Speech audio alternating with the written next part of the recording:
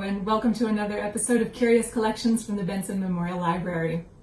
Summer is winding down here in Titusville, but over the past few months, locals have been taking advantage of all the wonderful amenities that town's had to offer. The splash pad at Burgess, biking and hiking on the Queen City Trail, concerts on the lawn at Scheide Park, the movies at the Admire Complex. Between scheduled events and casual outings, there's no end of ways to spend the time here in town. But what did people of Titusville's past do over the summer days? Let's take a look. For Titusville folks that enjoyed a bit of excitement, it was off to the races. As early as 1864, the city had its own driving park, and the people of town could spend a pleasant day cheering on the horses, buying refreshments from local vendors, and if they had enough money, betting on the race results. Races were so popular that some serious amenities were added to driving parks, including a branch telegraph office so oilmen could keep an eye on business right from the track, and a shuttle service to the park from the American Hotel on East Central Avenue, near where the Rite Aid drugstore is today. So no worries about parking.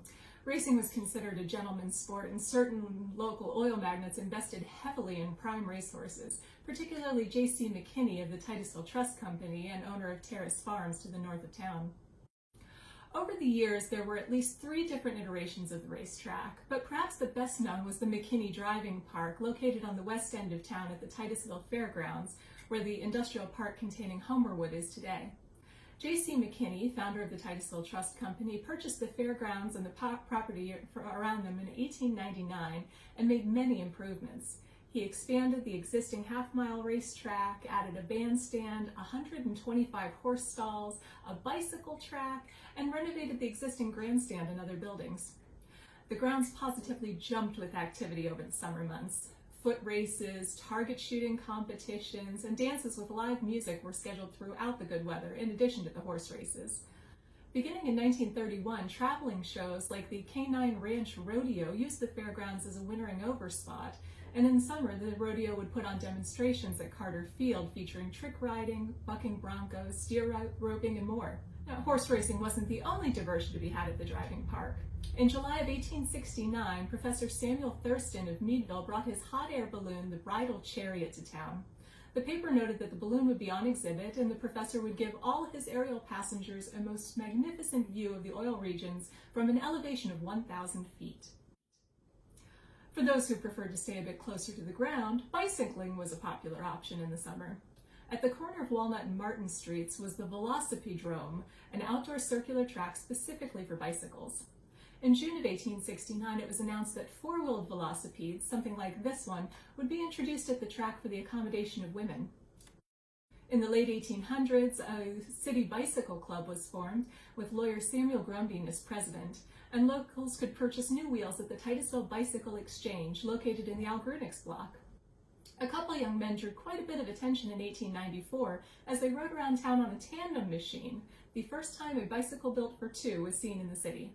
It wouldn't be summer without baseball, and as early as 1866 there were plenty of games to be seen at the various diamonds around town. Titusville had its own semi-professional ball teams, including the Star, Union, and Drake clubs, and was part of the Iron and Oil Minor League near the end of the 19th century, along with teams from Oil City, Franklin, and Sharon. One Titusville shortstop player from the 1895 team, Goat Fitch, went on to play for the minors in the Paterson, New Jersey club of the Atlantic League. There were also novelty exhibition games to see, including one match in 1874, which pitted the staff of the Titusville Herald against their rivals from the Oil City Derrick. It wouldn't be summer in Titusville without some sort of Independence Day celebration. The same year Thurston and his balloon came to town, the city had a full schedule of events planned for the 4th that featured a parade, including the fire department and all the civic associations in town, a public reading of the Declaration of Independence, velocipede and horse races at the driving park, and of course fireworks, the finest pyrotechnic display ever witnessed in western Pennsylvania. The circus was also a summer treat. In July 1872, the International Circus Company came to town with a menagerie of 500 animals and birds and 100 select performers displaying equestrianism, acrobatic feats, gymnastics, and a grand cavalcade. From the 1950s into the 2000s, the Kelly Miller Brothers Circus was a major attraction and regularly stopped in town. This ad from 1953 shows Lydia the baby elephant, who was the major feature that year. The Kelly Miller Circus is still operating today and is now run by a descendant of the Ringling Brothers. Earlier this summer, the Erie Philharmonic came to town to put on a concert at the Admire Complex, but concerts in the park aren't new to Titusville either. The Herald mentions in 1880, Coleman's Orchestra, a group of talented local musicians, would hold a free outdoor concert beginning at 8 p.m. in Emerson Park, in actuality the lawn of E.O. Emerson's home on North Washington Street. Now there are several houses on that block, but at the time it was a wide lawn complete with carefully landscaped gardens, a fountain, and a large pond referred to as Emerson Lake. Anyone in town was welcome to attend the concert. Orchestra music and the splash of a fountain on a warm summer night doesn't sound like a bad way to end the day, especially with free admission. Locals weren't limited to the city proper for summer amusement either. In the early 1900s, those looking for a break from the hustle and bustle in town could take the trolley west to the end of the line at Mystic Park.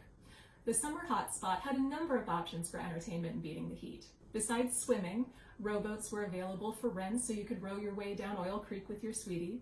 Or if you weren't up to the exercise, you could take a ride on the Mystic Queen, an electric boat rigged up to look like a steamer that chugged up and down the shore. Fishing, picnicking, dances at the pavilion, cabin camping, and a refreshment stand with memorable milkshakes made Mystic Park a prime vacation spot until its closure in the early 1920s. If you have a favorite summer memory of Titusville, we'd love to hear from you. Drop a comment down below. And for those of you who haven't had much of a chance to relax this summer, stop by the library. There are travel guides to plan your next adventure, summer reads to take you to far-off places, and DVDs for your next in-house movie night. Enjoy the nice weather, and we'll see you in the stacks. Bye-bye now.